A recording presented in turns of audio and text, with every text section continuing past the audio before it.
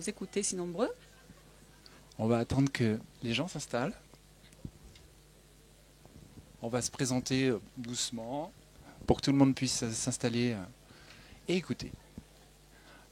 Alors je vais commencer par me présenter. François Le Fleck, donc je suis le papa de la maison de l'éveil et de l'enfance. Et voici la maman. Voilà, donc je m'appelle Elisabeth Roger, donc je suis la maman, la co-créatrice de la maison de l'éveil et de l'enfance. Alors pour cette presque première conférence pour nous, donc on a un peu de tension, on vous l'avoue aisément. On va faire une conférence un peu particulière. On va se présenter un peu notre parcours, mais très succinctement. On va présenter c'est quoi la maison de l'éveil et de l'enfance. Et on a prévu un petit conte aujourd'hui, qu'on a créé cette semaine, qu'on va vous présenter, vous jouer. Voilà. Et puis après, on aura quelques questions. Donc, moi, François Le Fleck, donc avant, j'étais ingénieur agricole dans l'agronomie, l'environnement. Je travaillais dans l'eau potable. Et aujourd'hui, je suis coach en développement personnel et je suis aide-éducateur dans une crèche de Montpellier. Voilà. J'ai passé un point où j'ai radicalement changé de vie. Voilà. Donc l'éducation me parle énormément. Voilà. Alors donc moi je suis Elisabeth Roger, j'ai été assistante maternelle pendant 15 ans. Donc j'ai adoré ce métier parce que accompagner ces petits bouts, je veux dire dans leur éveil, dans l'éveil de leur environnement, c'était vraiment très nourrissant pour moi. Les amener à l'autonomie, se sentir en sécurité, pour pouvoir justement passer le stade de rentrer à l'école, c'était c'était une très belle expérience pour moi. Mais au bout d'un moment, ça ne m'a plus assez nourri dans le sens où j'avais envie d'aller plus loin dans l'accompagnement aux enfants.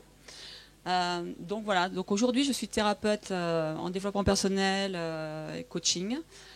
Et puis je suis aussi thérapeute énergétique, donc des soins énergétiques. Voilà. Donc la maison de l'éveil et de l'enfance, c'est quoi? C'est donc une co-création. On s'est rencontrés donc il y a 2 ans. Voilà. On avait des projets communs. C'était de créer en fait une structure autour de l'accompagnement familial et parental. Et donc on avait des messages forts pour nous qui étaient de prendre conscience de son inconscience. Ça nous paraissait essentiel puisqu'en fait ma première partie de vie en fait a été conditionnée par pas mal de choses dans mon enfance et c'est de ça dont j'ai pris conscience ces dernières années, ce qui m'a fait changer. Donc c'était le premier grand message qu'on voulait faire passer. Tout à fait, pareil, dans mon chemin, dans mon cheminement personnel, c'est pareil. Au début, j'ai fait des métiers qui ne me nourrissaient pas totalement. Donc, ma première vocation, en effet, a été assistante maternelle. Mais avant cela, je n'étais pas totalement nourrie par ce que je faisais.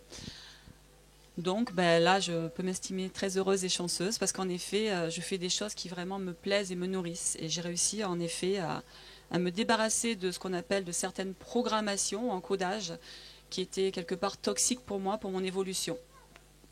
Et ce dont on voulait faire passer aussi comme message, c'était d'explorer en fait tous les comportements mentaux, émotionnels qu'on pouvait avoir liés à son enfance, son éducation, le système, l'environnement dans lequel on a vécu. Donc c'était d'initier cette exploration dans notre travail au quotidien.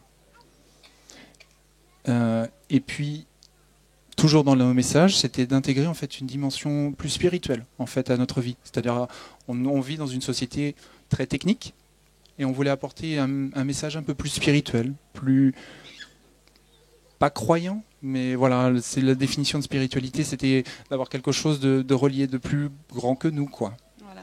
Et puis aussi être dans l'accueil de soi, vraiment dans l'accueil et dans l'amour de soi-même, pour pouvoir mieux se positionner dans la vie et pour pouvoir justement partager d'une manière plus on va pas dire équitable, plus juste, en fait, cet amour avec les autres. Parce que quand on est vraiment bien avec soi-même, on peut vraiment beaucoup plus partager avec les autres. C'est plus facile.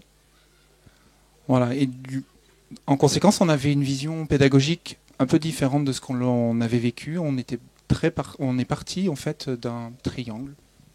C'est notre approche en fait, qui est de choisir, de sentir, donc c'est l'expérience, pour savoir ensuite, et non pas de commencer par le savoir.